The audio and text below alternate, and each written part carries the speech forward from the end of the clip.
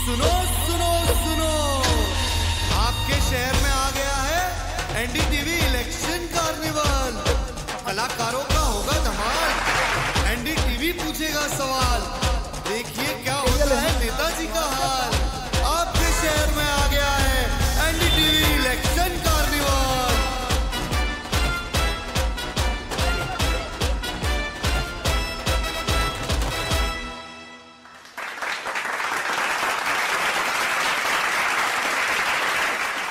नमस्कार, बहुत स्वागत है आपका। एनडीटीवी इलेक्शन कार्निवाल 3936 किलोमीटर का सफर तय करने के बाद पहुंच गया है मध्य प्रदेश की आर्थिक राजधानी इंदौर। इंदौर जो अपनी शान शौकत के लिए जाना जाता है, अपने संस्कारों के लिए जाना जाता है। इंदौर पोहा जलेबी के लिए, राजवाड़ा के लिए, छप्पन के लिए जाना जाता है, सर्राफा के लिए जाना जाता है। और आज हम उसी इंदौर में हैं।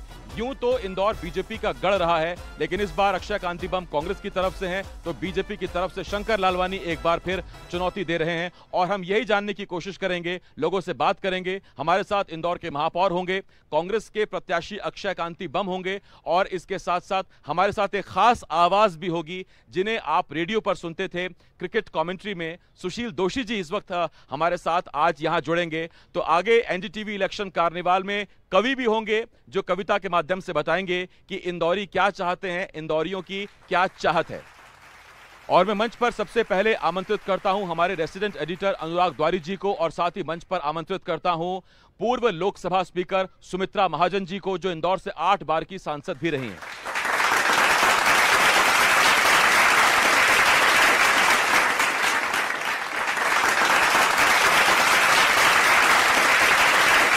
आज हमारे साथ एक बेहद ख़ास मेहमान हैं। वो दूसरी महिला थीं जो लोकसभा की स्पीकर रहीं, और चिपलून से लेकर इंदौर तक का उनका सफ़र है। उनके खाते में भी एक मातोश्री है, मुंबई वाला नहीं, लेकिन उनकी किताब है। और सबसे बड़ी बात है, बहुत सौम्य हैं, मृदुभाषी हैं, लेकिन उसी सख्ती से देश की पंचायत को भी उन्होंने चलाया है। हम बात कर रहे हैं सुमित्रा ताई महाजन की। प्यार से हम सारे लोग उनको ताई कहते हैं, और हम खुशनसीब हैं कि वो हमारे साथ हैं। ताई, राजनीति की बातें तो आपसे बहुत सारे लोग करते हैं। मैं सबसे पहले शुरुआत करना चाहूँगा मैना ताई गोखले के बारे में। मैना ताई गोखले, वास्तव में आपने ऐसी याद दिलाई कि इंदौर में जो भी कुछ आज मैं दिख रही हूँ, जो भी मैं बोलती हूँ, जो भी प्रवचन दिए हैं, भाषण दिए हैं, वो एक प्रकार से मेरी प्रमुख गुरु रही है। यानी इंदौर में जब मैं आई, राष्ट्र सेविका समिति में जाती थी, तो राष्ट्र सेविका समिति में मैना ताई गोखले यानी राष्ट्र सेविका समिति की जो प्रमुख थी, हमारी संस्थापक मौसी केलकर, उनकी वो बहन थी। और मौसी केलकर रामायण पे प्रवचन करती थी। मैना ताई भी उतने ही सुंदर प्रवचन अलग अलग विषयों पे और रामायण पे। तो जब ये बात आई कि अब प्रवचन की संख्या बढ़ाना है और जगह भी जाना पड़ेगा, करना है, और उस समय उन्होंने कहा अब नए लोगों को तैयार करना है, तो मुझे कहा आप जाएगी। मैंने कहा मुझे नहीं कुछ आता। बोले मैं सिखाऊंगी। तो उन्होंने एक प्रकार से, वो सामने बैठती थी, दोपहर को बुलाती थी, सामने बैठती थी, और ओघवती भाषा में इतना बोलती जाती थी, ये ऐसा समझाओ, ये ऐसा करो, ये ऐसा करो। मैं केवल जैसे बोलते ना, कानों में प्राण ला करके मैं उनकी बात सुनती थी। और जो भी मैं आज बनी हूँ, वास्तव में मैं रामायण पे बोलती थी, फिर महाभारत की स्त्रियों पर बोलने लगी, उसके बाद विवेकानंद, अरविंदो, ये अलग अलग विषय मैंने अभ्यास के लिए लिए। वो उनकी एक प्रकार से उन्होंने जो स्फूर्ति दी, जो सिखाया, मुझे बताया कौन से पुस्तक पढ़ना, ये भी बताती थी, पुस्तक उपलब्ध कराती थी। और फिर मैं हिंदी में भी प्रवचन करने लगी। तो एक प्रकार से मेरा भरपूर जो शिक्षा मुझे मिली, ये राष्ट्र सेविका समिति की और भी महिलाएं थी, उनके साथ रह करके एक मेरा आकृति बंध तैयार हो गया, ऐसे आप तो आपकी बातों से एक तो लग रहा है कि वो परम विदुषी तो थी ही, और आप थोड़ा लड़खड़ाई और आप थोड़े भावुक भी हो गई उनके जिक्र से। हाँ, नहीं हो तो ताई, आप व्यासपीठ पर भी बैठी हैं और जो देश की संसद को भी चलाया है, तो क्या कुछ अनुभव यहाँ से वहाँ या वहाँ से यहाँ आया, और वहाँ देश की संसद को चलाने में कैसा अनुभव रहा, अगर थोड़े में समेट पाएँ आप? मैंने कहा ना, ये मेरा आकृति बंध जो बना ना शुरू से राष्ट्र सेविका समिति में, उसके बाद जनता पार्टी में काम किया, संगठन में काम किया, कुशाभाऊ ठाकरे जैसे संगठन पुरुष हम जिनको कहते हैं, हमारे आदर्श, उनका जीवन देखा, उनके एक प्रकार से उनके मार्गदर्शन में, राजमाता जी।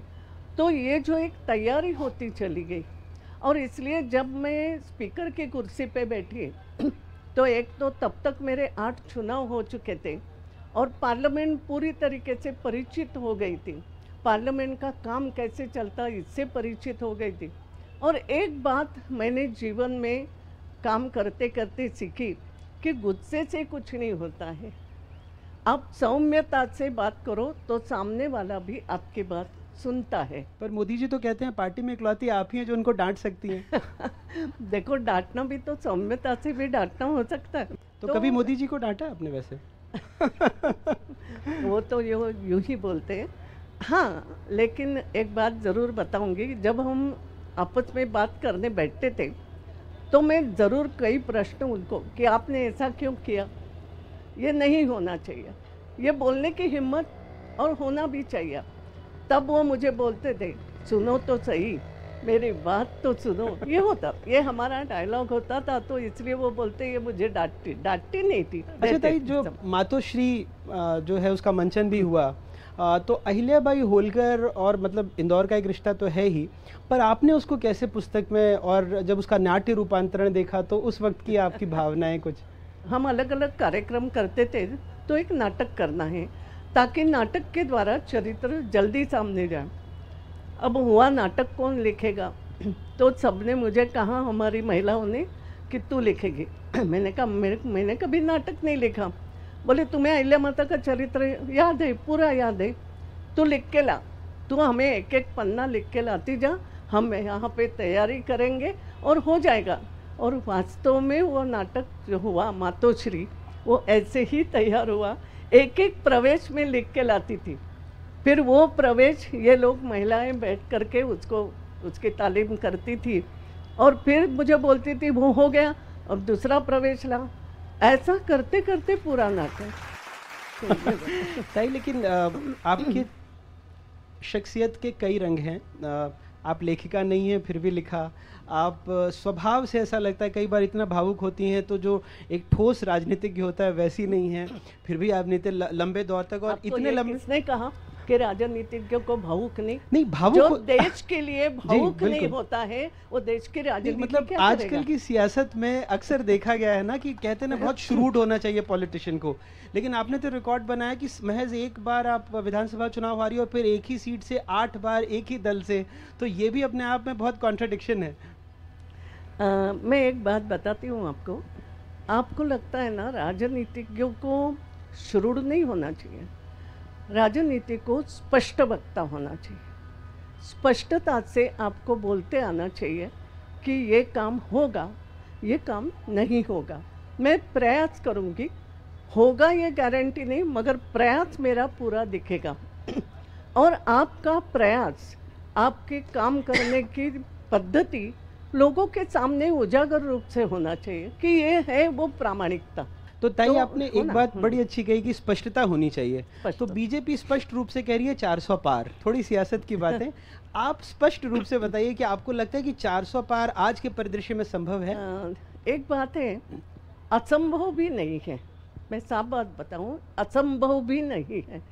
इसलिए असंभव नहीं है कि इस 10 साल में भारतीय जनता पार्टी के नेतृत्व में और उसके पहले भी जनता ने ये देखा है कि जब जब कभी भारतीय जनता पार्टी का नेता प्रधानमंत्री, फिर वो अटल जी भी बने, वो जब बनता है तो जनहित के काम ज़्यादा जोर से होते हैं।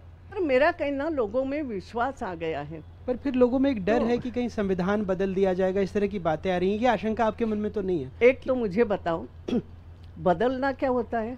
संविधान में संशोधन कई हो गए, 100वां संशोधन तो मेरे सामने ही हुआ ना, मैं जब स्पीकर की, यानी संशोधन तो हो रहे हैं ना, बिल्कुल संविधान के प्रियम्बल में बदलाव हो बदलाव। गया ना इमरजेंसी बिल्कुल। के समय, आपको याद होगा। बिल्कुल। तो होते हैं ना, मगर ये संशोधन बोला जाता है। भारत का संविधान एक ऐसा संविधान बना है, उसमें परिवर्तन करके नहीं मगर संशोधित करके उसको आज की काल के अनुसार, आज की आवश्यकता के अनुसार उसमें बदलाव किया जाता है।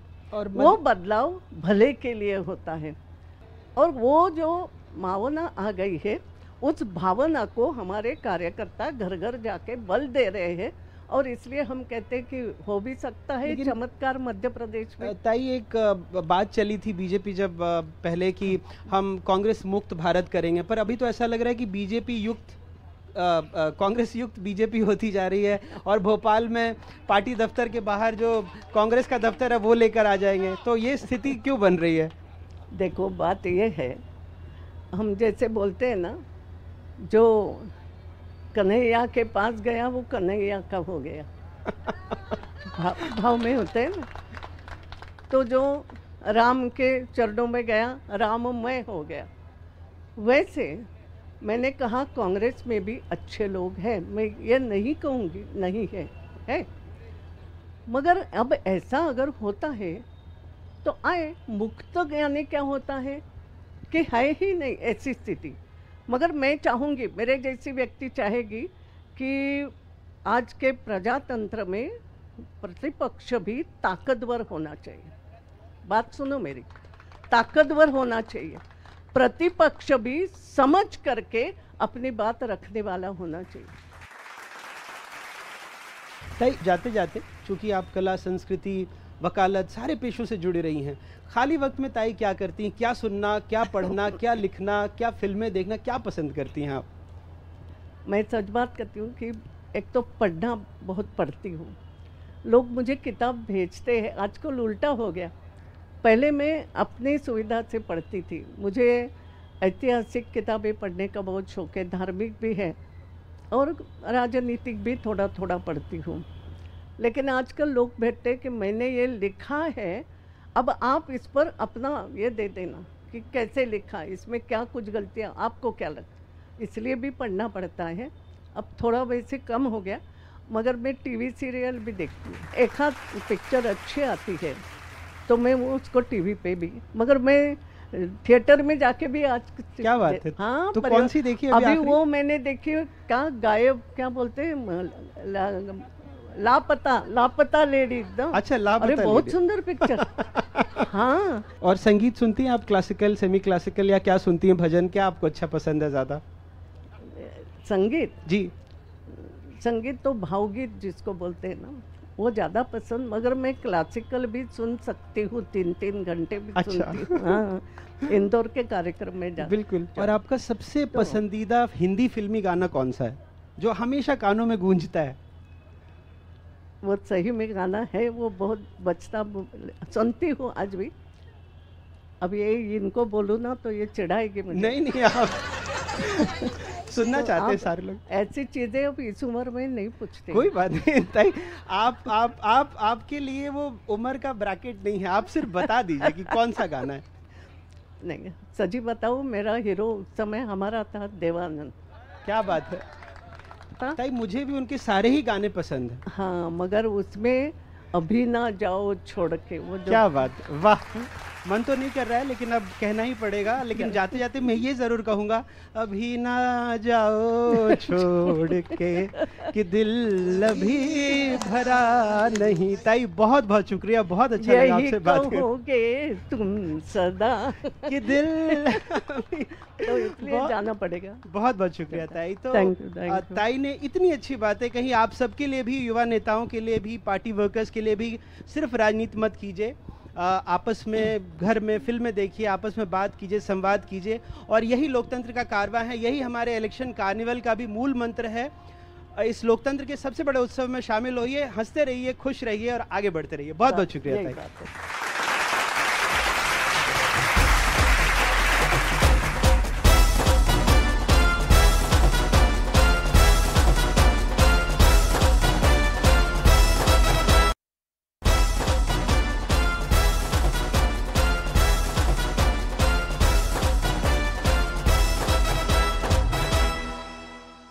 एनडीटीवी इलेक्शन कार्निवाल में आपका बहुत स्वागत है और इस वक्त हमारे साथ एक खास पैनल जुड़ रहा है और इस पैनल में जो लोग हैं वो इंदौर की जान है, शान है, किसी पहचान के मोहताज नहीं। हमारे साथ पुष्यमित्र भार्गव जी हैं, इंदौर के मेयर। पुष्यमित्र जी, स्वागत करता हूं मैं आपका। अक्षय कांति बम है, लोकसभा प्रत्याशी हैं कांग्रेस से इस बार और कांग्रेस की टिकट पर चुनाव लड़ रहे हैं। अक्षय जी, स्वागत करता हूं। और एक खास शख्सियत इस वक्त हमारे साथ मंच पर हैं, सुशील दोशी सर। ये वो आवाज है जिसे आप जब रेडियो पर सुनते थे तो ऐसा लगता था कि बस रेडियो के पीछे ही शायद क्रिकेट चल रहा हो और उस वक्त पूरा वृत्तांत, पूरा हाल उस आवाज के जरिए ही आप तक पहुंचता था। सुशील सर, बहुत स्वागत करता हूं मैं आपका। बहुत धन्यवाद। तो चर्चा की शुरुआत करते हैं। सबसे पहले पुष्यमित्र भार्गव जी, आपसे मेरा सवाल। जब से इंदौर लोकसभा सीट बनी है तब से मुझे याद आता है शायद एक बार निर्दलीय प्रत्याशी की जीत हुई, या तो पीसी सेठी साहब का किसी जमाने में एक जलवा रहा और उसके बाद 8 बार सुमित्रा ताई और फिर शंकर लालवानी साहब। तो बीजेपी का गढ़ ये सीट रही है। इस बार की क्या स्थिति लगती है? इंदौर में इस बार बात चल रही है अब की बार 8 लाख पार। पिछली बार हम 5.5 लाख मतों से जीते थे और इस बार वही लगभग 5.5 लाख। तो इस बार हम 8 लाख पार की बात कर रहे हैं। तो मोदी जी के 400 पार और भाजपा के प्रत्याशी के 8 लाख पार। तो ये जो कॉन्फिडेंस है, ये जो विश्वास है, ये इस देश का जो नेतृत्व है प्रधानमंत्री नरेंद्र मोदी जी का, भारतीय जनता पार्टी का जो कार्यकर्ता है, जो उनकी योजनाओं को लोगों तक ले जाता है, ये उसका कॉन्फिडेंस है। आपने कहा कि अब की बार यहाँ 8 लाख से ऊपर की जीत। 2019 में जो लोकसभा चुनाव हुए थे उसमें 5,47,000 का एक बहुत बड़ा मार्जिन से जीते थे शंकर लालवानी, लेकिन तब भी वो देश में उन टॉप 10 सांसदों में नहीं आ पाए थे जिनका मार्जिन उतना था। तो आपको लगता है कि वो टॉप 10 को पीछे छोड़ के वो सीधा इंदौर नंबर 1 बन जाएगी सीट? देखिए, टॉप 10 में शंकर लालवानी जी आएंगे ये हमको विश्वास है, लेकिन 2019 का चुनाव जब इस देश में हुआ तब तक धारा 370 नहीं हटी थी, जब तक राम मंदिर का निर्माण नहीं हुआ था। तो ये 2 ऐसे काम हैं जो भारत के इतिहास में स्वर्णिम अक्षरों से लिखे जाएंगे और जब वो स्वर्णिम अक्षरों से लिखे जा रहे हैं तो इंदौर की जो जनता है वो ये जानती है कि 8 लाख पार करना, आशीर्वाद देना है प्रधानमंत्री नरेंद्र मोदी जी को, ताकि तीसरी बार जब उनकी सरकार बने तो प्रधानमंत्री जी के नेतृत्व में भारत दुनिया की तीसरी महाशक्ति बने। कमाल की बात यह है कि पुष्यमित्र भार्गव जी ने जो दावा किया कि इस बार जीत 8 लाख के पार होगी, तो उस दावे जिसके खिलाफ ये दावा किया जा रहा है वो मंच पर मौजूद है अक्षय कांति बम। अक्षय जी, मेरा आपसे एक सवाल है। आप प्रचार कर रहे हैं, आप आगे बढ़ रहे हैं। पीसी सेठी साहब के बाद कांग्रेस उम्मीद कर रही कि शायद अक्षय वो बम फोड़ देंगे, अब की बार वो कमाल कर देंगे, लेकिन यहां तो दावा ये हो रहा है कि जीत का अंतर 8 लाख होगा। सर्वप्रथम इंदौर की सबसे बड़ी धरोहर गांधी हॉल पे आप बैठे हुए हैं, तो आपका इंदौर में स्वागत है, बहुत बहुत आपका स्वागत। शुरू करते हैं कि 8 लाख से हारेंगे और जो 10 साल से सरकार चला रहे हैं उनको इंदौर के सारे होर्डिंग लेने पड़ गए काम बताने के लिए। वाह वाह। जिसकी जीतने की बात 8 लाख वोट से करी जा रही है, जब भाजपा की पहली लिस्ट निकलती है 195 लोगों की, उसमें उसका नाम नहीं होता भाई। जब 13 दिन बाद उसकी लिस्ट आती है, जब 13 दिन बाद उसकी लिस्ट आती है और उसका नाम उसके अंदर आता है, लेकिन जब एनडीटीवी जैसे बड़े चैनल और दूसरे बड़े चैनल डिबेट करने के लिए बुलाते हैं तो लापता सांसद, लापता विकास। अब रही बात कि इंदौर को जाना किसके लिए जाता है। मां देवी अहिल्या के लिए जाना जाता है, आईआईएम के लिए जाना जाता है, आईआईटी के लिए जाना जाता है, कैट के लिए जाना जाता है और स्वच्छ इंदौर के लिए जाना जाता है। मां अहिल्या हम सबके लिए आदर है, पर दुख होता है कि 40 साल से सांसद है पर मां अहिल्या का मंदिर नहीं है। दूसरी बात, आईआईटी और आईआईएम तो आप अर्जुन सिंह जी की देन है। आप बनवाएंगे? आईआईटी और आईआईएम अर्जुन सिंह जी की देन है। सबसे ज्यादा सरकार कांग्रेस की रही। कैट प्रकाश चंद सेठी जी की देन है और स्वच्छ इंदौर यहाँ के सारे नागरिकों की देन है। ठीक, मैं आ रहा हूं आपके पास। सुशील सर, के सारे नागरिकों की मैं आपके पास आ रहा हूं। अब रही बात, एक मिनट, 8 लाख वाली भी क्लियर कर दूं। 8 लाख वाली बात भी क्लियर कर दूं। कहते हैं बड़े बुजुर्ग बोलकर गए हैं, बोला सो बेकार का, लिखा एक काम का। कोई लिख कर दे रहा है कि अगर 8 लाख से नहीं जीते या हम गलती से जीत गए तो हम इस्तीफा देंगे। कोई बोल रहा है और हमारे महापौर साहब तो एडवोकेट हैं, सरस्वती पुत्र हैं, बहुत अच्छी इनकी नॉलेज है, ये जानते हैं कि बोला हुआ सब बेकार का है, लिखा हुआ ही काम का है। ठीक। सुशील सर, मैं आपके पास आ रहा हूं। कई जगह हमने देखा 10वीं पास, 5वीं पास, लेकिन इंदौरियों ने मजबूर कर दिया दोनों पार्टियों को कि आप काबिल पढ़ा लिखा, हमको कम से कम एक बीटेक है और एक पीएचडी, हमको पढ़ा लिखा उम्मीदवार चाहिए। नहीं, इसमें तो कोई संदेह नहीं। देखिए, इंदौर एक ऐसा शहर है जिसकी तरफ पूरा भारत। आपने जैसे शुरुआत की, मुझे वही दौर याद आ गया। ताली बजाइए एक बार सुशील सर के लिए। मुझे वही लगा जैसे मैं अभी भी वही सुन रहा हूँ। बोलिए सर। पूरा भारत उस पर बहुत ही नज़दीकी निगाहें रखकर देख रहा है। देखिए, इंदौर के बारे में जगह जगह जहाँ भी मैं जाता हूँ ना, वो कहते हैं कि इंदौर शहर सबसे स्वच्छ शहर है और इसका अनुकरण सभी करना चाहते हैं। लेकिन मुझे दुख होता है कई दफ़े कि जब इसको खाऊ गली का शहर भी कहा जाता है। एक ज़माना था जबकि इसको अहिल्या देवी नगर कहा जाता था, सीके नायडू का शहर कहा जाता था, बुशरा अली साहब का शहर कहा जाता था। लेकिन साथ ही मैं ये भी सोचता हूँ कि खेलकूद के बारे में जो कुछ होना चाहिए। देखिए, मैं खेल से जुड़ा हूँ, मैं खेलकूद की बात करूँगा। आज भी ये शहर एक अच्छे स्टेडियम के लिए तरस रहा है। आज भी इस शहर के बड़े बड़े जो क्रिकेटर्स हैं ना, जो हम बात करते हैं कि पुरानी परंपराओं को हमें जीवित रखना है, तो हम देखते हैं कर्नल सीके नायडू साहब का मकान बिक गया, उनकी जगह एक मल्टी स्टोरेज बिक गई। सीएस नायडू साहब का मकान चला गया, उनकी जगह एक मल्टी बन गई। तो हम अपनी प्रतिभाओं का जो हमें सहेज कर रखने की जो बात हो रही है, वो भी हमें करना चाहिए, कोई भी जीते। पुष्पमित्र जी, एक चीज मैं नहीं भूला, एक बयान आया था आपका, उस पर कई लोगों ने आपत्ति भी दर्ज कराई थी। उसमें आपने कहा कि जैसे आप क्रिसमस लगाते हैं वैसे ही आप राम मंदिर की रेप्लिका लगाइए मॉल्स में, दुकान में। तो जब आप विचार की बात कर रहे हैं इस लोकतंत्र में, तो विचार थोपना ठीक है क्या ये विचार थोपना नहीं है? देखिए, इसको आप जिसकी श्रद्धा है वो अपने आप लगाएगा। उससे मेरा आपसे प्रश्न है जी कि इसमें आपत्ति क्या है? 25 दिसंबर से लेकर नए साल तक देश भर के हर मॉल में, हर बड़े संस्थान में लोग अपनी श्रद्धा से क्रिसमस ट्री लगाते हैं। वो लगाएं, उनका स्वागत है, लोकतांत्रिक पंथ निरपेक्ष देश है। लेकिन जब देश में 540 वर्षों के बाद प्रभु श्री राम अपने धाम में विराजमान होने वाले हों और हमने उनसे आग्रह किया कि अब 2 जनवरी के बाद से लेकर 22 जनवरी तक भगवान श्री राम का चित्र लगाइए, तो इसमें जिसको आपत्ति है वो इस बात का जवाब दे कि उसको राम जी का चित्र लगाने में आपत्ति क्या है। हमने उनकी चित्र हटाने के लिए नहीं कहा। ये सवाल जब मैंने आपसे पूछा तो अक्षय जी हमारे साथ हैं, और अक्षय जी मध्य प्रदेश कांग्रेस में अल्पसंख्यक जो मोर्चा है उसके उपाध्यक्ष हैं, इसलिए ये बहुत अहम इनसे बन जाता है। अक्षय जी, यदि कोई अली पठान या सिंह कौर या फिर कोई मैथ्यूज अगर वो लगाना चाहे तो स्वागत करना चाहिए, अगर वो नहीं लगाना चाहिए तो फिर क्या? अक्षय जी। सर्वप्रथम हम बात करते हैं, महापौर जी ने कहा कि हम राष्ट्र की बात करते हैं, तो राष्ट्र होता क्या है, राष्ट्र का निर्माण होता कैसे है? राष्ट्र का निर्माण तब होता है जब हर गरीब के पास रोटी होती है, हर गरीब के पास मकान होता है, हर गरीब के पास मूलभूत सुविधाएं होती है, तभी तो होता है राष्ट्र निर्माण। सुशील सर, इतने दौर तक आपने लोगों को अपनी आवाज सुनाई है, एक इंदौरी के नाते आप पिछले कुछ वक्त में चीजों को बदलते हुए देखते हैं क्या, या आपको लगता है कि नहीं, जहां चीजें जानी चाहिए थी वो अब जा रही हैं, या अब जो जा रही हैं वो शायद वैसा नहीं होना चाहिए था? आप क्या महसूस करते हैं इंदौरी के नाते? मैं तो हमेशा ये सोचता हूं कि वक्त के साथ अगर आप नहीं बदलेंगे तो वक्त आपको पीछे छोड़ देगा। मेरे सहयोगी समीर मेरे साथ, और यहाँ बहुत सारे लोग हैं जो कुछ ना कुछ सवाल पूछना चाहते हैं इस पैनल से। जो सवाल पूछना, समीर एक बार देखिए जनता के सवाल क्या है। आसिफ जी, मैं ये चाह रहा हूँ कि सबसे पहले जो फर्स्ट टाइम वोटर स्टूडेंट है हमारे साथ, बिल्कुल हम उन्हीं से शुरुआत करें, क्योंकि हमारे गेस्ट जो है पढ़े लिखे तबके से आते हैं। सबसे पहले आपका नाम बताइए। प्रिया खंडेलवाल।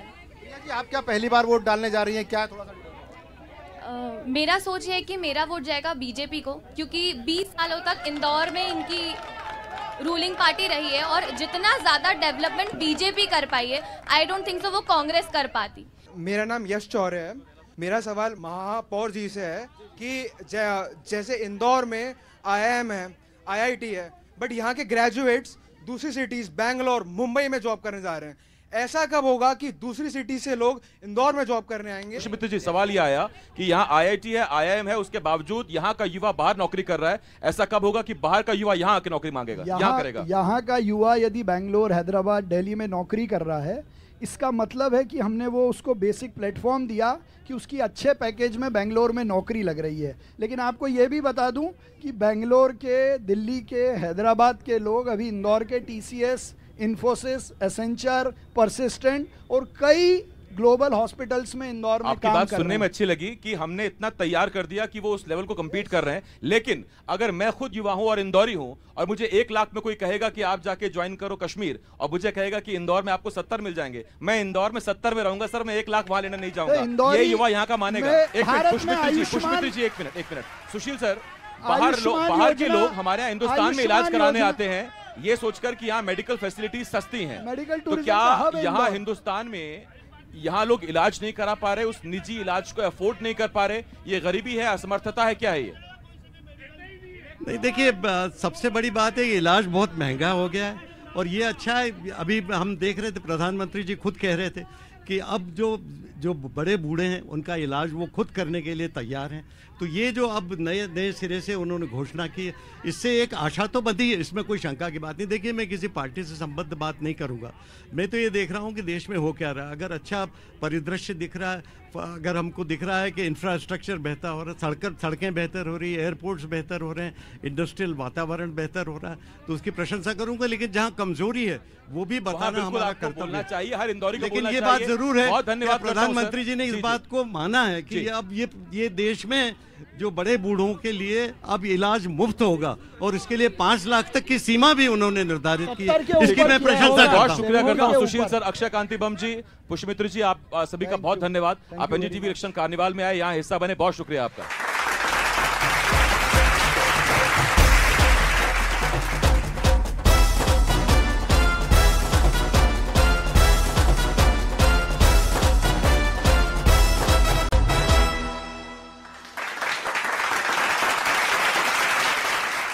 NDTV इलेक्शन कार्निवाल में आपने सियासी चर्चा सुनी और जोरदार सियासी चर्चा रही, लेकिन इंदौर आए हैं और यहां अगर आप आकर कविताएं नहीं सुनेंगे, इंदौर की रचनाएं नहीं सुनेंगे, तो फिर ये चर्चा अधूरी रह जाएगी, ये कार्यक्रम भी अधूरा रह जाएगा। हमारे साथ 3 खास मेहमान इस वक्त हैं। हमारे साथ प्रद्युम्न सिंह शर्मा हैं, उनका मैं स्वागत करता हूं। इसके साथ साथ पंकज दीक्षित जी हैं, सर आपका बहुत स्वागत करता हूं। और पारस बिरला जी हैं, पारस जी आपके बहुत स्वागत करता हूं।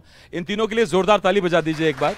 और अब मैं मंच आपके हवाले करूंगा। सबसे पहले पंकज जी, आप सबसे सीनियर हैं, मैं आपसे शुरुआत करता हूं।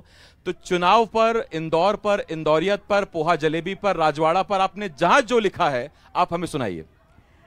सबसे पहले थैंक यू, धन्यवाद NDTV। और देखिए, इंदौर के जो बाशिंदे हैं हम लोग जज्बाती हैं, हम लोग भावनात्मक हैं, और यही कारण है कि 7 बार लगातार जो है हम पूरे देश में स्वच्छता में नंबर 1 आ जाते हैं। तो हम क्या हैं, हम उसको मैं पूरे देश को बताना चाहूँगा कि हम इंदौर के लोग क्या हैं, इंदौरी क्या हैं। देखिए, हम आज के महत्व को समझते हैं। मैं अपने कुछ मुक्तक से इस बात को आप तक पहुँचाता हूँ जी, कि आज से जो हटे तो वो कल हो गए, आज से जो हटे तो वो कल हो गए, आज से जो कटे तो विफल हो गए।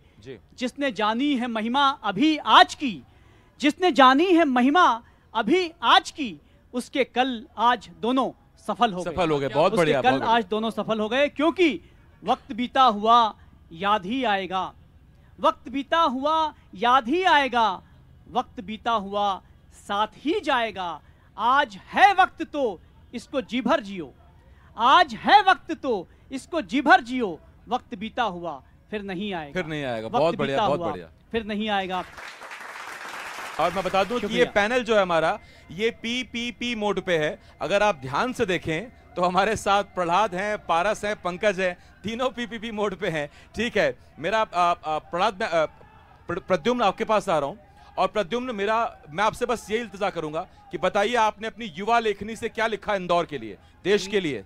देश के लिए, चूंकि यह कार्यक्रम जो है NDTV इलेक्शन कार्निवाल का कार्यक्रम है और वर्तमान में भारत को एक साथ राष्ट्रवाद से जोड़कर जो भारतीय जनता पार्टी की सरकार है और जो वर्तमान सरकार है, उन्होंने जो काम किया है, वहीं से कुछ बात को लेकर समेट कर मैं पढ़ता हूं। बिल्कुल, स्वागत। कि राम कृपा से सत्ता पाई, राजनीति में राम नीति को लाया, सदियों से तंबू में प्रतीक्षारत श्री राम का महल बनवाया, काश्मीर लाल चौक से लेकर घर घर तिरंगा लहराया, कश्मीर लाल चौक से लेकर घर घर तिरंगा लहराया, मातृभूमि की सेवा में उसने अपना सर्वस्व लुटाया।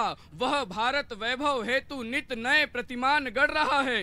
तीसरी बार भी वही पुनः संसद की सीढ़ी चढ़ रहा है। अरे सनातन की धर्म ध्वजा लेकर सतत आगे बढ़ रहा है। एक अकेला मोदी देखो सब पर भारी पड़ रहा है। पारस है हमारे साथ। पारस, आपने क्या लिखा है? और मैं और इंदौर के लोग सुनना चाहेंगे, देश के लोग सुनना चाहेंगे, आपने कुछ इंदौर पे लिखा हो अगर, हाँ, या देश पे लिखा हो। मैं 4 पंक्तियां इंदौर से शुरुआत करके मतदान जागरूकता की बात करूंगा। बिल्कुल, बहुत अच्छा लगेगा, बोलिए। तो इंदौर से 4 पंक्तियां पढ़ता हूं कि हिल्लोरे भरता सावनों में मोर जैसा चाहिए। क्या बात? हिल्लोरे भरता सावनों में मोर जैसा चाहिए, जो जुड़े रहे आपस में ऐसी डोर जैसा चाहिए, और बिल्कुल स्वच्छ हो और मोहब्बत से भरा हुआ दिल मुझको तुम्हारा इंदौर जैसा चाहिए। क्या बात है, क्या बात है। दिल मुझको तुम्हारा इंदौर जैसा चाहिए। मैं अब मतदान जागरूकता की बात करना चाहता हूँ। हे एमपी वालों, हे इंदौर वालों, हे एमपी वालों, हे इंदौर वालों, रखना है तुमको ध्यान जी, हमको करना है अपना मतदान जी। बहुत बढ़िया। हमको करना है अपना मतदान जी। पारस बता रहे हैं करना है अपना मतदान जी, और उसको बिल्कुल भूलिएगा मत। मतदान की तारीख याद रखिएगा, जाकर मतदान जरूर करिएगा। बहुत धन्यवाद करता हूं मैं आपका प्रद्युम्न, पंकज जी और पारस, बहुत शुक्रिया हमारे साथ एनडीटीवी इलेक्शन कार्निवाल का हिस्सा बनने के लिए। 2028 तक हमारे शहर में पानी का वाटर लेवल जो है वो बहुत कम हो सकता है, तो उसको लेकर काम करने की बहुत ज़्यादा ज़रूरत है।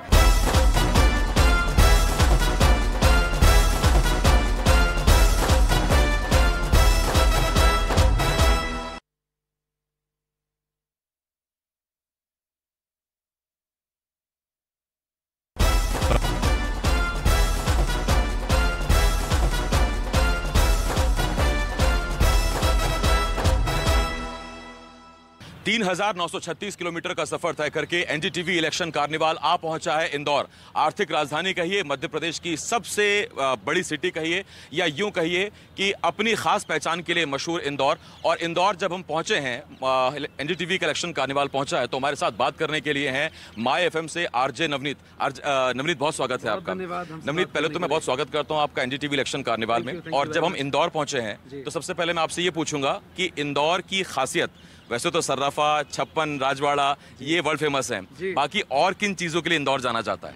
इंदौर बहुत सारी चीज़ों के लिए जाना है, लेकिन मैं फील की बात करना चाहूँगा आपके साथ में। इंदौर के लोग यहाँ पर बैठे हैं, शायद मुझको सपोर्ट करेंगे। इंदौर के लोग सबसे ज़्यादा जाने जाते हैं पब्लिक पार्टिसिपेशन के लिए। एक बार ज़ोरदार तालियां हो जाएं।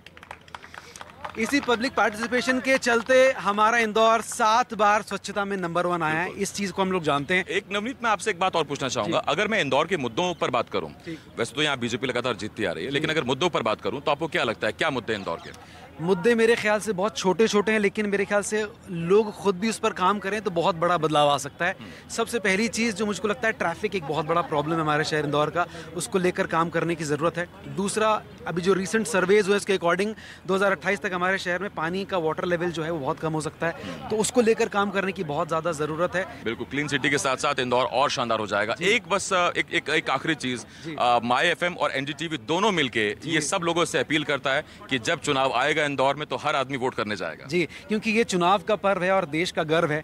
हम सब लोग गर्व तब महसूस करेंगे जब हम लोग 13 तारीख को छुट्टी की तरह सेलिब्रेट ना करते हुए घर से सुबह जितनी जल्दी हो सकता है घर से बाहर निकलें, गर्मी से अगर बचना चाहते हैं, और जाकर वोट कास्ट जरूर करें। तो सबको वोट करने जाना है। एनडीटीवी और माय एफएम ये दोनों आपसे अपील करता है, और एनडीटीवी इलेक्शन कार्निवाल लगातार जारी है और हम शहर दर शहर कवर करते जा रहे हैं। फिलहाल बहुत शुक्रिया आपका।